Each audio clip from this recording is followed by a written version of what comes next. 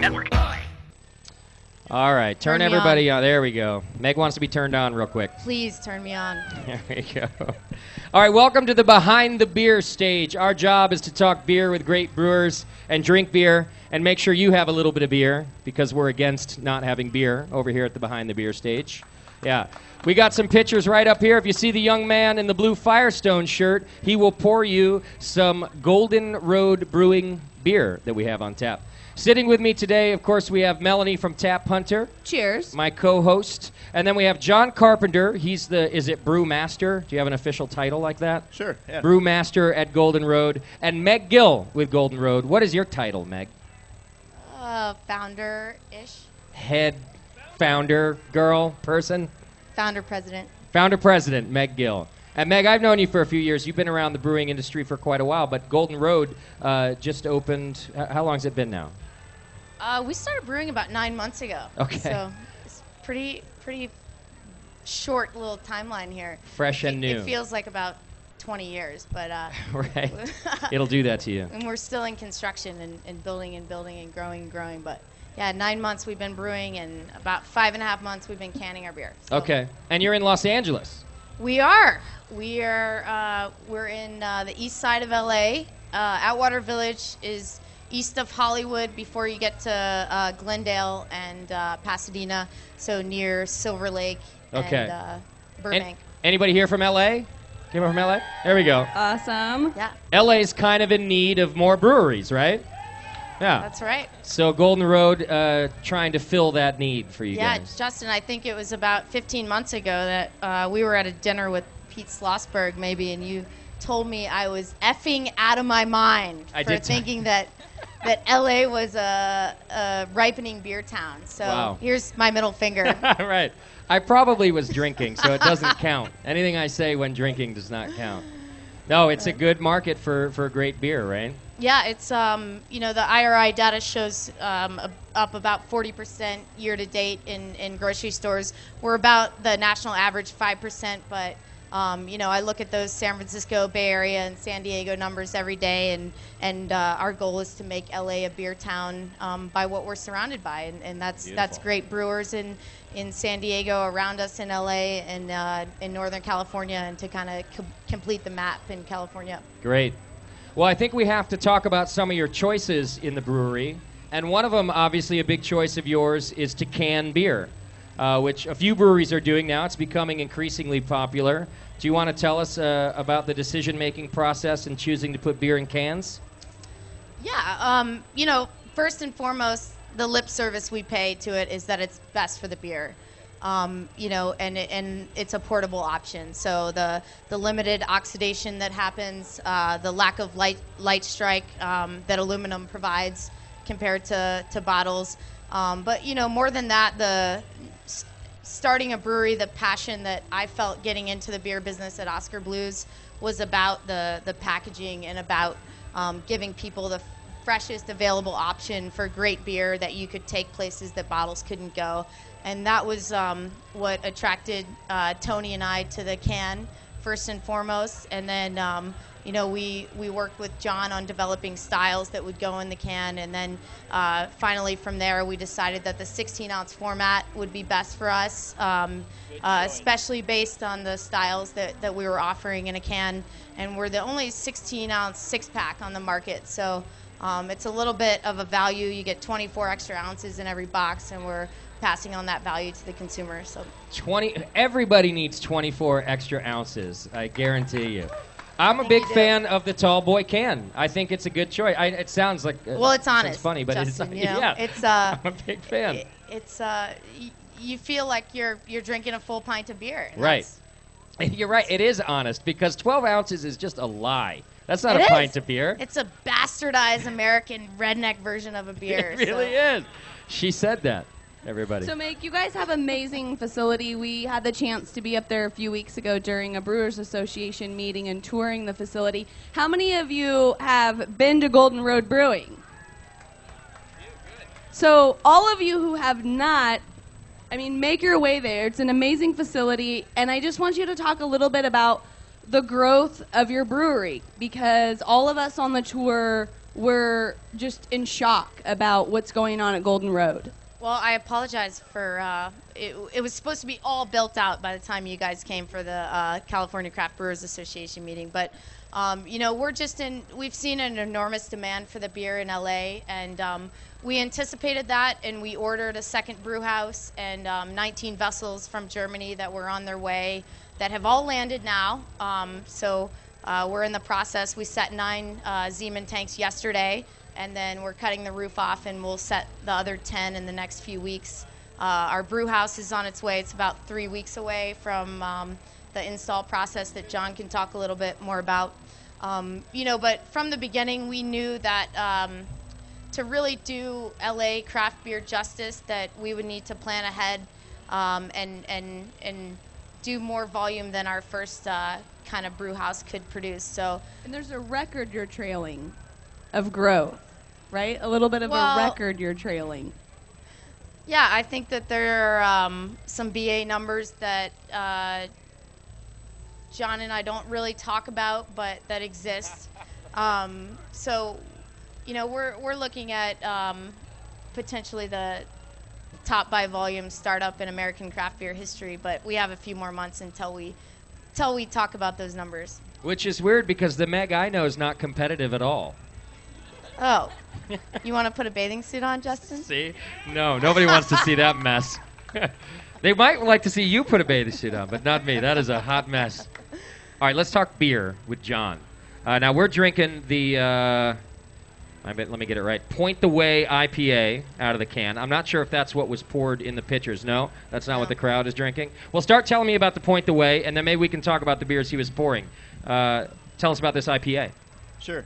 This was one of the first beers that we started talking about when we decided that we were going to build a brewery and make some beers. We all sat down and we started drinking through a lot of the lists of what Tony has at some of his bars. And what we came to decide was, even though the market is kind of, I wouldn't say saturated, but it's getting crowded like crazy with IPAs, there's a reason for that. They're phenomenal beers, and it's what we all really liked to drink. But as we were working our way through the IPAs, it became very evident that none of us could drive home. And so one of the things we really wanted to focus on was increasing the ability to drink more of the kind of beers that we liked and to want to drink more. I mean, we would get through some beers, and they were phenomenal, but they were just oversaturating on our palate. And so one of the things we talked a lot about was building a beer that had all these flavors and all the aromas of the IPAs that we loved, but make it in a more approachable fashion that we could have, 2 or 3, 16-ounce pints of IPA and then still want a, third or fourth. Sure. And so what we ended up coming up with was a lower alcohol, 5.2% IPA, which is actually almost pretty close. Yeah. Thank you for the one fan of our beer. Well, you're new. It's okay. Unfortunately, we sell 6 packs. Yes. But, so we ended up with 5.2%. It's actually fairly close to the traditional English IPA, analytical targets, which were really about 5.5 to maybe 6.5%. But we can, we can go through a few of these and still want another one. Well, and alcohol content's not the only thing about wanting a second or third beer. There's a lot of times an IPA can have a sweetness along with it that's pretty filling and it's pretty heavy on the palate. You're just kind of not thirsty anymore after one. So there's that part of it too. Yeah, it's absolutely, it's got a dry finish, and it's also not so bitter that, your tongue is left, wondering if you want anything else other than, I don't know, to take a nap. So, it's really a beer that you can go through quite a few pints of, and you still get the essence of everything that we loved about IPAs. And at least that's what we were going for. So hopefully we hit somewhere close to that. It's a fantastic IPA. If you've got any questions for Jon or Meg from Golden Road Brewing, come on up to the front. And we give away prizes for questions, too, just to get you involved and give away some Firestone swag. But if you want to know more about the beer, just come on up to the front. What about some of the other beers you guys are making? How many different beers is Golden Road making right now? Up to this point, we've made 14 different beers. Really, what we have on year-round right now is we have the Hefeweizen and our IPA, and we also have a draft beer that we're really scaling up so that we have it around all year round on draft. Right now, it's only a few select accounts, but certainly at our pub, and that's our brown. It's Get Up Off of That Brown. It's pretty catchy. But it's more of a traditional style brown. It's got a little bit of the roasted smokiness of brown malt that used to exist back in the day with browns that unfortunately doesn't exist anymore because no one makes brown malt. So that's a beer we're all really proud of. And then we've done all kinds of other crazy shit from,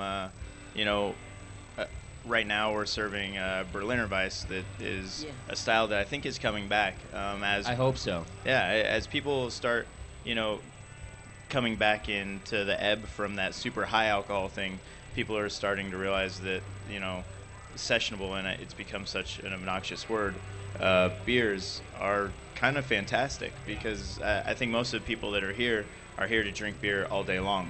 And, I like doing that. I like being able to take a break for lunch in the middle of the day and have, a pint and not feel like, there's something wrong with that, or maybe 2 pints. Sure. Yeah. But 3 sometimes, but he's not telling you, Meg. Yeah. So we have our Berliner Weiss that came out. It's only 2.7% in alcohol. And then I think one of the beers that we're most proud of right now that's really unique is our tequila barrel-aged Hefeweizen, which we call El Jefe Añejo. And we age that for about 3 to 4 months in tequila barrels and prime it with agave syrup or Mexican mesquite honey, and then we work out the blend from the barrels, put it back into draft, and we actually overcarbonate it, which creates havoc on trying to actually market and distribute it because the account has to have a very specific individual setup draft line just to serve that beer with a specific draft handle and an overpressurized line and everything. But it comes out with this almost champagne-like carbonation, and is something that we really love. But so the beer fan in Meg loves it, but the businesswoman in Meg thinks it's the stupidest idea you ever had, Jon, because you can't sell it. I enjoyed the trip to Mexico with Jon to get to the do barrels. Yeah, that was always the fun. The business side was plumb. That was good too. Questions from the audience? Yeah, I'm Judy Ashworth. I had the first multiple tap pub in California, down in the Bay Area, Northern California. Round of applause for Judy. You Judy might not Ashworth. know this, but she's a craft beer legend. Yes, oh, thanks. I commend you both so much for even jumping into the LA area. We've been waiting 20 years for you guys. So good job, number one. Okay, I have 2 questions, one for Meg. I would like to know what your background or what you did at Oscar Blues, because I love Oscar Blues. And what your background is, and where'd you learn to brew, where'd you come out of, and have you brewed other places? Because you're doing a great job. So Jon and I will each try to be about 15 seconds. The really shorthand version is that I met Dale right after college. I was a swimmer at Yale and thought I was going to be a pro triathlete in Boulder, and went to work for an apparel company who the owner was a professional triathlete, so I could do sports and business at the same time, just what I had done at Yale. And she introduced me to the idea of doing a national event series, and so I founded that. And we were in need of a beer sponsor, and I met Dale Katechis just, it was 5 years to the day 4 days ago, and I was in Colorado with the Oscar Blues boys celebrating that. So, meeting them changed my life, and it was the passion that Dale had and that everyone at Oscar Blues had for the craft beer business that kind of pulled me into it. So I came in without a title, but doing kind of marketing. My title was Megalomaniac and Fitty Chick. anyone knows what 1050 stands for, Yes. it stands for fuck the industry, do it yourself. And that was kind of what I was taught, is do it with your hands and don't let anybody tell you how to do it. That's exactly figure what it I out did. yourself. And so that's what I was pulled into in Boulder. And then they asked me to open their West Coast markets. And so I opened California for them and ended up in San Francisco because it was logically on a map. It looked about halfway. So Dale moved me there, and that's how I started. I fell in love with the business through those guys and through Colorado beer, and was very inspired by all of them, Oscar Blues, Odell, and New Belgium. And John, your brewing background? I mean, it all just started out by me being kind of a nerd and being at school, and I met a guy I played lacrosse with at UC Davis. I just kind of found my way to Davis, had no idea I was going to do anything with beer or alcohol other than consume it. And he was the most passionate person about what he was doing that I'd ever met. And he now owns Captain Lawrence out in New York. And he basically just beat into me the love for making beer and for being a brewer the rest of my life. And I eventually, partway through college, added on a major in brewing science and graduated with that. And shortly after graduating, worked into the brewing industry through Anheuser-Busch. I worked for their research pilot brewery for several years, and then moved out to New Hampshire and managed one of their breweries out there for several years, and realized that although that was fantastic and I was learning a ton, and really the opportunities I had at Anheuser-Busch, I couldn't have got anywhere else. It wasn't why I got into it and what I was passionate about doing. And so I retired at the age of 27. It was phenomenal. My boss Budweiser actually threw him a party. Yeah, my boss threw me a party, which was very unpopular. And then, I went out to kind of do some soul searching on my own, and ended up at Dogfish Head, and had a fabulous time learning under Floris DeLay and Sam Calagione there. And, after a year or so, I was just talking with Meg about this project. We had met through a mutual friend, and I had no interest in leaving Dogfish for any reason, but she just kind of came out and, just like Scott beat into me the love for brewing, she kind of beat over my head the love for trying to start something new and the passion that they all had. And so, moving back home to California was kind of nice too. And so I flew on out here and started building this thing, and we're just trying to have a good time and make some beer. Beautiful. Okay, Thanks, Judy. Can I say something? Sure. I'll tell you, the key word that both of you used, and the same thing I did, is passion. And that's what kept me going all that time, because I quit my job and retired when I was 39 and opened Lions Brewery and changed my whole life. So you're doing the same thing, and passion is where it's at, and you guys are doing awesome. Thank you. Thank you. Thanks, Judy. And Judy was doing that, by the way, before craft beer was very popular at all. So she had to struggle through that for quite a while. Another question? Yeah. What do you recommend for home brewers or who are really, really, really into it, who need to get in there, but they don't have maybe the high education or the way to get the proper knowledge? Really what I would recommend is to get out there and get involved in your brewing community as much as you can. I know I've met so many people that are now professionally employed in this industry that got into it because they were passionate about it. I mean, one of them sitting over here right now, and she just got a phenomenal job with a huge brewery because her passion led her towards it. And I have brewers that I've hired recently that, came to me and were like, look, I have another full-time job, but I want to get into this, and it's what I love to do. How can I do that? And I say, come on out. We get a lot of them, unfortunately, but we kind of sieve through it by saying who has that drive and who has that desire that they just want to get their hands dirty and learn everything they can. And sooner or later, if that's what your drive is and your desire is, then someone's going to take notice and they're going to bring you in. I mean, we've got one of our the craziest guy that we have right now. Actually, we have two of them. Matt Ponchitera and John Dune, two of our 5 brewers, had 0 education or professional experience in brewing, and they just wanted it so bad and worked their ass off and were out there learning on their own.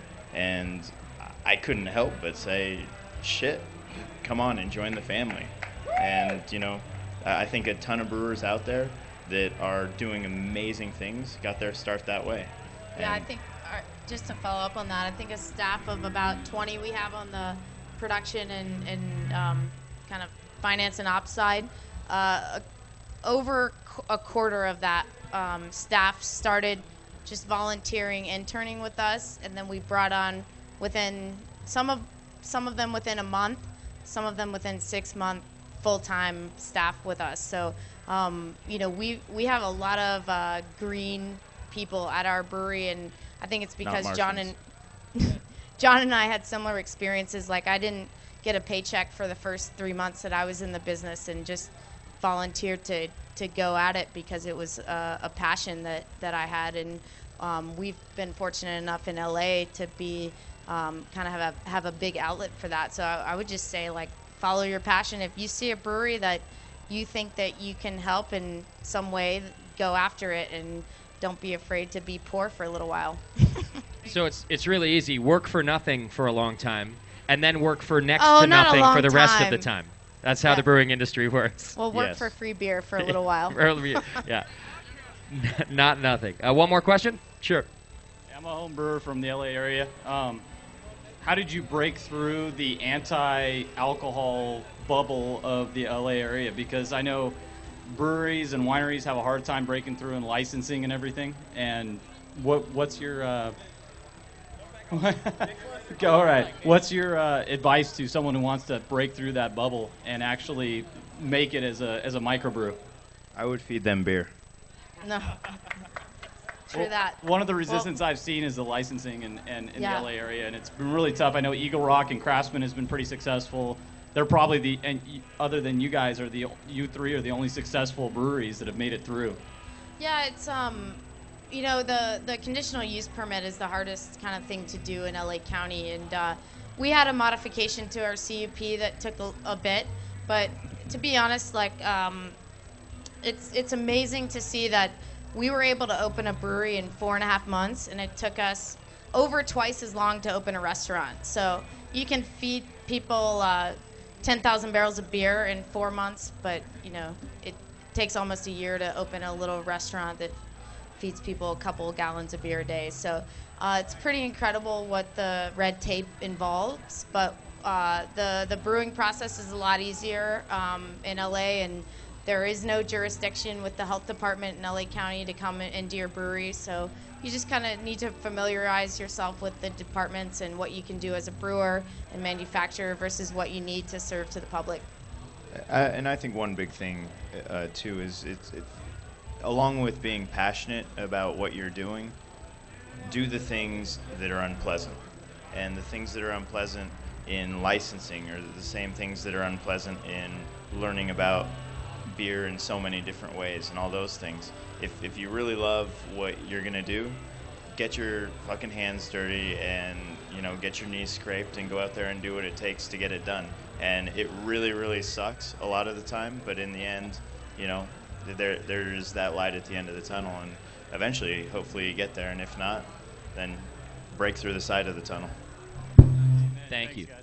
Thanks, guys. All right, I got to go to the next interview. We're running out of time. I really want to thank probably the biggest brain and definitely the best-looking person in craft beer, Jon Carpenter, for being on the stage with us today.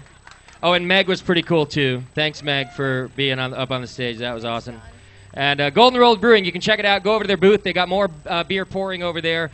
Coming up next, we got Gary Nicholas from Bell's Brewing Company, and we'll get some of his beer over here for you, too. So stick with us. Go to craftbeercrawl.com right now. You can vote for your favorite beer here today. It's a People's Choice Award, and it enters you for a chance to win our grand prize, which is 2 tickets to next year, a hotel for next year, 4 tickets for next year. Thank you, Melanie. And a fire pit and like $100, and it's a whole like carload of gifts. So craftbeercrawl.com. And if you need food like I do, you can go to the Lions Club right over here and try tip and bratwurst over there. Thanks, Golden Road. I appreciate you guys being up here with us. Thank you. Justin. Cheers. Thanks, guys.